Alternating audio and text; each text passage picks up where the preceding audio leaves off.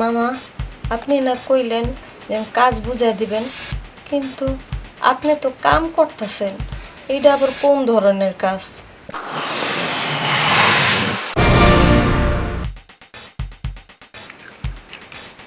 আমি বুঝতে পারলাম না, তুমি এইভাবে চলে গেলে কেন?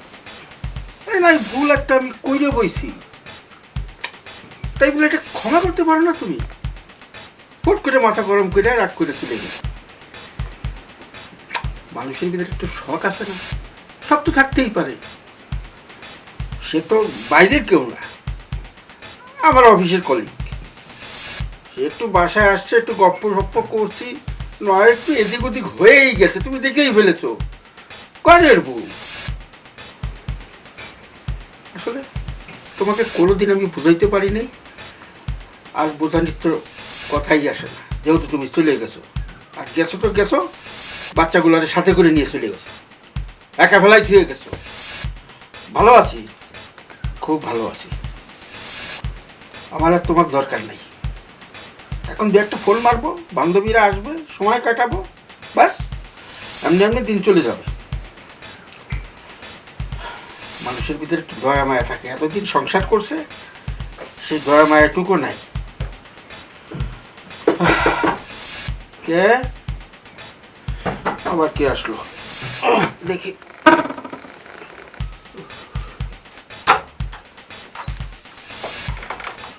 আরে সুজন, আসসালামু আলাইকুম। ওয়ালাইকুম আসসালাম। আসো আসো আসো। ভালো আছো মামা? হ্যাঁ ভালো আছি, ভালো আছি। যাক ভালোই হলো তোরা আসলি।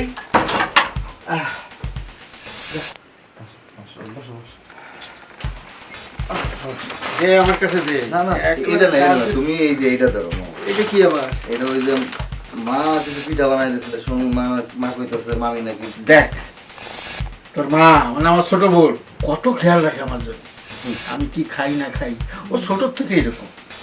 তার খেয়াল ভালো তো করে- রাখবোই, 10টা না 5টা না, আপনি একটা মাত্র ভাই, তা ভাইয়ের খেয়াল রাখবো না? হ্যাঁ, কি রে? ও ভাগ্নি বউ। বলা লাগবে না, বলা লাগবে না, তারপরে জিজ্ঞেস করলাম, ক্লিয়ার হয়ে নিলাম। দেখ ভালো করছিস, তোরা এই সময় আইসিস, আমি একা পড়ে রয়েছি, এখন একটু ভালো লাগবে আমার কাছে। এখন মামা কথা হলো, কথা তো ফোনে অনেক কথা হয়েছে, আর তুমি তো মোটামুটি আমার অবস্থা সম্পর্কে জানো, হ্যাঁ, আর এই জন্যই তোমার কাছে আসা। আমি তুমি নিজের একটা ব্যবস্থা করে দাও, তাহলে। অবশ্যই করবো, তুই আমার ভাই না, তাহলে আমি করবো না? আমার কি তো চাকরি দরকার তো নাকি? হ্যাঁ, এখন কি তুমি বহায় খাইতে পারবা? ওটা ছোট কোনো আছি। ওটা কোনো ব্যাপার না, ব্যাপারে সব হয়ে যাবে। আমার অফিসে কত মানুষ চাকরি করে, আর আমার ভাগ্নে করতে পারবে না? ওর একটা ভালো জায়গায় দিয়ে দেবো। চাকরি খালি আপনার ভাগনা করবো না, সাথে আমিও করবো। তাই আমার নাকি? একটা ব্যবস্থা করে দিয়ে। ঠিক আছে, ঠিক আছে, হবে, সমস্যা নেই। তা তোরা এই যে এত দূরের থেকে যে আসছিস, আর টুক দিয়ে একটু ফ্রেশ ট্রেশ হ, তারপরে কথাবার্তা কওয়া যাবে না নাকি? হ্যাঁ তাই, তাহলে তাই করি। ভালো হবে না? বাথরুমটা কোন দিকে? আচ্ছা, এই সামনে। এই, যাও যাও, আমি ওই খাবার টাবার একটু, এখানে তো পাক শাক করি না, বাইরের থেকে খাবার আইনে খাই, বুঝছিস? কিছু আনাই, তারপরে তো বাজারঘাট করে আইনে দেবো না, তোর বউ তো আছেই, পাকাবে, আমরা সুন্দর করে খাবো আরাম করে নাকি? হ্যাঁ, এটা নিয়ে তুমি চিন্তা যা, করো না। যা, যা, যা। অসুবিধা নেই। হ্যাঁ, ভালো করছে। বাহ, আমার বোনরা পিঠা পাঠাইছে। আসলে আপন লোক ছাড়া আপন লোকের দরদ বোঝে না। যাই দেখি, শোনো, বাড়ির বিষয়টা হলো গিয়া যে দিনাদায়গুলো যা হয়েছি, জ্বালা যন্ত্রণা যাই আছে, এখন ওগুলো তো আস্তে আস্তে দিতে হইব। যাকে একটা ব্যবস্থা হয়ে গেছে, মামা যে চাকরির ব্যবস্থা করে দিছে আমার, এটা এই ফ্যাক্টরির কি একটা ম্যানেজারের পদ দিছে। ভালোই তো, ম্যানেজারি পদ তো ভালো, বেতনটা কিন্তু বেশি হবে। আরে তুমি তো কইতেছো বেতনের কথা, আমি ভাবতেছি অন্য কথা। কি? আমি কোনো সময় ম্যানেজারি করছি, ও তাই তো। কি থেকে কি করুন, তো অসুবিধা নাই। ফ্যাক্টরি খুব একটা বড় না, ছোটখাটো ফ্যাক্টরি দেখলাম, ওই দু একদিন দেখলে দেখাই দিলে পরে পারো। আরে তুমি তো শিক্ষিত মানুষ, ওখানে তো শুধু কাগজপত্র, যেহেতু ম্যানেজারের চাকরি না, বুঝে যাবো গা। হ্যাঁ, আল্লাহ ভরসা, চিন্তা করো না। আর ই করছে, বিশেষ করে ওই যে যে কথা তোমার বলতে চাইতেছি, এটা হলো মামার দিকে কিন্তু একটু খেয়াল টেয়াল রাখে।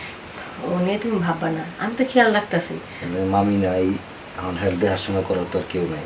ওই দেখা গেছে পাঞ্জাবির একটু ধুয়ে দেওয়া লাগবে, হের এক কাপ চা বানাই দিবা, ওই হের একটা পান বানাই দিলা, যখন যেটা লাগে আর কি টুকটাক। আচ্ছা, আচ্ছা। আর রান্না বান্না তো করবে, ঠিক আছে। যে কদিন আছে এটা দায়বদ্ধতা আছে না আমাকে। হুম হুম হুম। আর এই যেই কদিন আমি থাকবো সংসারে আর হ্যার খেয়াল তোমার খেয়াল সবার খেয়াল আমি রাখবো, কোনো সমস্যা নেই। তুমি সব খেয়াল রাখো। আচ্ছা তাইলে এখন শুয়ে পড়ি, সকালে যেতে যাবো ডিউটিতে। আচ্ছা তুমি এই পাশে ঘুমাও।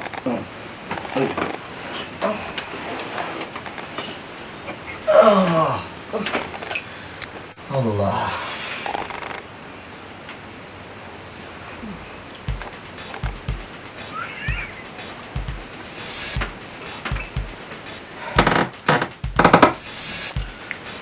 এটা তো ভাগ্নে বউ না, একটা মেশিন। কি গঠন রে বাবা! মানুষ দেখেছি, এত মেয়ে দেখেছি, কিন্তু এত সুন্দর গঠন আলা মেয়ে আমার বাপের 14 গোষ্ঠী দেখিনি। এত সুন্দর হইতে পারে আমার মনে হয় ফেরেশতায় 1 মাসের ছুটি নিয়ে সুন্দর করে বানাইছে। বাহ! ও রাতের 1 গ্লাস পানি খাইলে তাও মিষ্টি মধুর লাগে। যাক, আমার এখানে যখন এসেই পড়েছে, এটা আমি সাইজ করে ফেলবো। হ্যাঁ, আমার ক্যারেক্টার তো একটু লুজ আছেই। এই ক্যারেক্টার লুজটা নয় ভাগ্নের উপর দিয়ে চালাই দিই। মামা চা।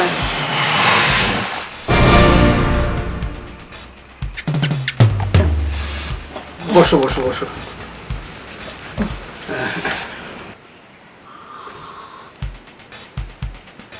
ভাগ্নি, তোমার হাতে ছোঁয়ায় জাদু আছে। এত সুন্দর তুমি চা বানাইতে পারো। মামা খুব ভালো, খুব ভালো। মামা চাটা কিন্তু আপনার বোনের কাছ থেকে শিখছি বানানো। তাই নাকি? হুম। ভালো ভালো। আচ্ছা, তোমরা দুইজন যে এখানে আসছো, কোনো কষ্ট হচ্ছে না তো? না, একদম কষ্ট হচ্ছে না, মনে হচ্ছে যেন এটা নিজেদেরই বাড়ি। হ্যাঁ, ঠিক এরকমটা মনে হবে। কিন্তু তোমার মামি বোঝে নাই, রাগ করে চলে গেল। আচ্ছা, এই সংসারে একটু খুঁটিনাটি হতেই পারে, তাই না? তাই কি রাগ করে চলে যেতে হবে নাকি? মামা সমস্যা নেই, মামি রাগ করছে না, সময় করে একদিন যাইয়া আপনার বাইকনারের সাথে করে নিয়া মামি রাগ ভাঙায় নিয়ে আসবো। আচ্ছা, দেখা যাবে। যাও, আর তোমার নিয়ে আলাপ আলোচনা করা যাক। ওই মামা একটা কথা বলতে চাইছিলাম। বলো। আপনার ভাইগনা তো চাকরি হইল, এখন আমার চাকরিটা হইলে ভালো হতো। আরে তোমার চাকরি তো আমি দিয়েই দিচ্ছি, খালি এখন ওই কাজটা বুঝাই দিতে এই সময়টুকু লাগবে। যাও তুমি এখন, আসে তোমার কাজটা সব বুঝিয়ে দেবো। মামা হ্যাঁ, তাহলে আমি ওইদিকে কাজগুলো শেষ করে ফেলাই। ঠিক আছে। কাপটা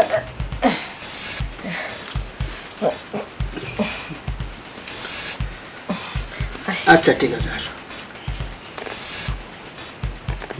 বাবা, যত দেখি চোখটা ফেরানো যায় না। কি করে ফেরাবো? এত সুন্দর জিনিস আমি আগে কখনো দেখি। যাই, আমি যাই কাজটা বুঝিয়ে দিই, কি কাজটা আমার ভাগ্নির করতে হবে। ভালো, সময়টা এমনি কেটে যাবে।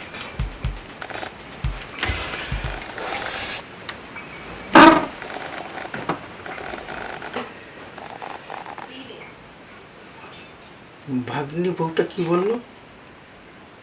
চাকরি লাগবে। আরে তোর চাকরি তো আমি দিয়েই দিয়েছি, খালি ওই কাজটা বোঝাই দিতে বাকি আছে। এখন তো আমার ভাগ্নি বউ রুমেই আছে, যাই একটু কাজটা বুঝিয়ে দিয়ে আসি।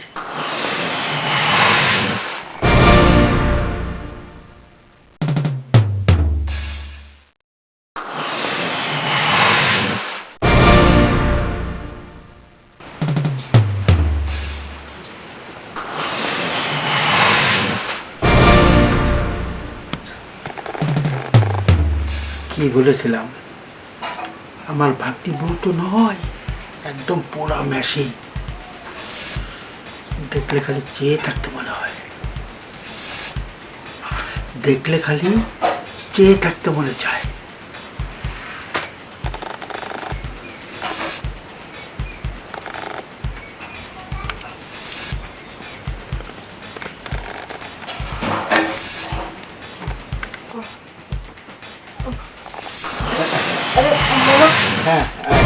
আসছিলাম।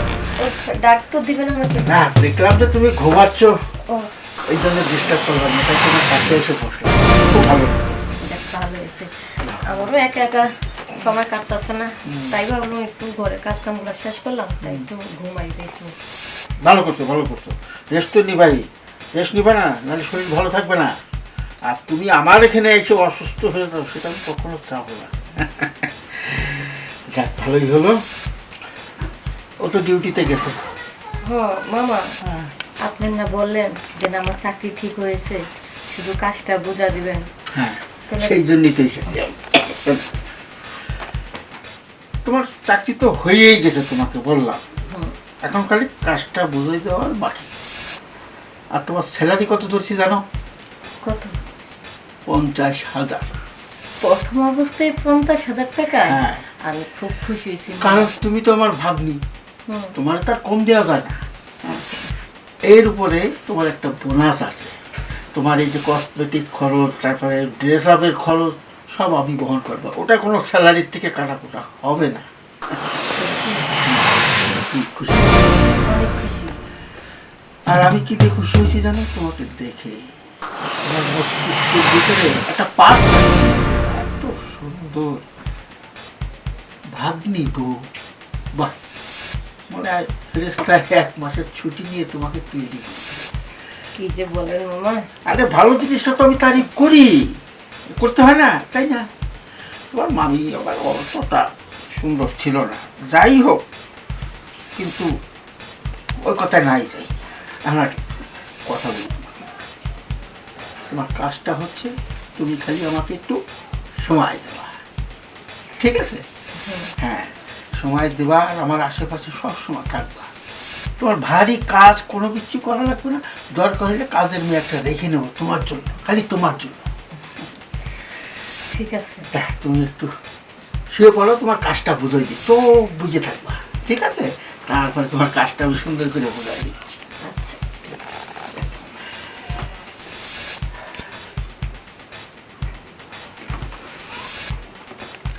মামা, আপনি না কইলেন যে কাজ বুঝা দিবেন, কিন্তু আপনি তো কাম করতেছেন, এইটা আবার কোন ধরনের কাজ?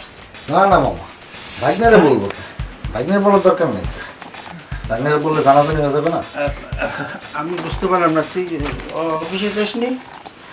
অফিসে আমি গেছিলাম, অফিসে গেছিলাম, কাজও করছি, সবই ঠিক আছে। কিন্তু একটা কথা তোমার বলতে আইছি, কিন্তু যা দেখলাম আমার আর বলার ভাষা আর রইল না। তুমি কি আসলে মানুষ হবো না কোনোদিন? কেন আমি মানুষ হওয়ার মতো কোনো রকমের কোনো কিছু নাই? হ্যাঁ, এমন কি করলাম? তোমার অফিসের লোকজন চাকরি ছেড়ে ছেড়ে চলে যায়। ভালো ভালো মানে ইয়ারা শিক্ষিত লোক, তারা তোমার অফিস থেকে চলে যায়। যোগ্যতা সম্পন্ন লোক তোমার ফ্যাক্টরিতে তারা চলে যায়। কি কারণে যায়? আমরা কিন্তু এগুলো আগে বুঝতাম না, মনে করতাম কি নাকি মামি তোমার ছেড়ে চলে গেছে, তোমার সন্তানরা কেউ তোমার পাশে নেই, এমনি এমনি গেছে। তোমার অফিসের লোকজন কেন চলে যায় সেটারও আমি সূত্র পাইছি। তোমার অফিসের এই বিভিন্ন সেকশন, এই অ্যাডমিনে, এই তোমার ওই যে রিসিপশনে, বিভিন্ন জায়গায় তুমি মেয়েদেরকে, সুন্দর সুন্দর মেয়েদেরকে চাকরি দাও, আর তাদেরকে এই ভালো স্যালারির প্রলোভন দেখে তাদেরকে বাসায় নিয়ে আসো। বাসায় এনে তাদের সাথেও তুমি এই ধরনের নষ্টামি করো। তোমার কি লজ্জা হয় না যে তোমার ছেলে মেয়ে সবাই তোমাকে ছেড়ে চলে গেছে, তোমার স্ত্রী তোমাকে ছেড়ে চলে গেছে, আমরা বিপদে পড়ে তোমার এখানে আইছি। আমি তো বুঝতেই ভুল করছি, আমি নতুন মানুষ, তুমি আমার এত টাকা দিয়ে এত বড় পদে চাকরি কেন দিতেছো? আজকে না তার প্রমাণ পাইলাম। আচ্ছা, হয়েছে তোর কথা।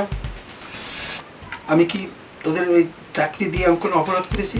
না না না না, তুমি চাকরি দিয়ে মহৎ কাজ করছো। তোমার এই চাকরি, তোমার এই বেতন, তোমার এই বাড়িঘর, তুমি থাকো। আমরা এক্ষুনি এই মুহূর্তে চলে যাচ্ছি, তোমার কাছে অন্তত আর না। তাই চলো। তুমি শোনো, তুমি না, এমন একটা অবস্থা হবে তোমার, আজকে আমি অভিশাপ দিয়ে গেলাম, তোমার মরার সময় তোমার পাশে কেউ থাকবে না। এক গ্লাস পানি যে কেউ তোমাকে তুলে দিবে, সেই লোকটাও তুমি খুঁজে পাবা না। মনে রাখো। আচ্ছা ঠিক আছে, সেটা দেখবো।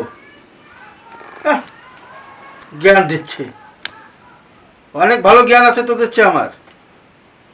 যা যা, চেয়েছিলাম পারবেন রেখে দেবো, দুটো পয়সা কামাবি, ভালো চলতে পারবি, সেটা তো তোর সহ্য হলো না। অনেক কথা শুনিয়ে গেলি, যা যা। ওই একটা গেলে আর একটা আসবে, আরো ভালো হলো। টাকা হলে ওরকম দু চারটে পাওয়া যায়। যাকা, বিপদ দূর হয়েছে। মাঝখান থেকে কতগুলো কথা শোনাই গেল। কি ভুলে গেল ভাই না, আমি মরার সময় এক গ্লাস পানিও পাবো না, মানে আমার আশেপাশে কেউ থাকবে না। না না না, এটা আমি খুব অন্যায় করে ফেলেছি। নিজের ভাগ্নি বউ, নিজের ভাগ্নে আমার বাড়িতে আসছে একটা আশ্রয়ের জন্য, তার সাথে এত বড় নোংরামি করা আমার ঠিক হয়নি।